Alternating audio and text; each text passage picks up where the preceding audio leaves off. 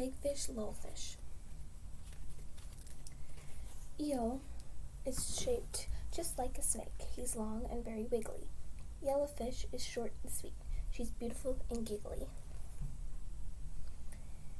It's rain day in the deep blue sea, and slow fish says too fast. Even with a big head start, I knew I'd finish last.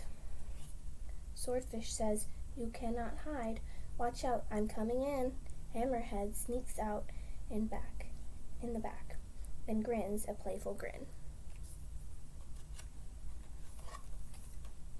Spotted fish swims up, up, up to taste some fresh sea air.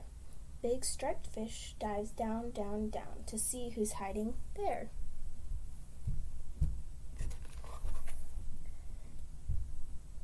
Tindler is a little fish, while Shark is very big. The two of them are best friends. They swim in a happy jig. Angelfish have gone to bed. The top one is asleep. The bottom one is wide awake. She reads about the deep.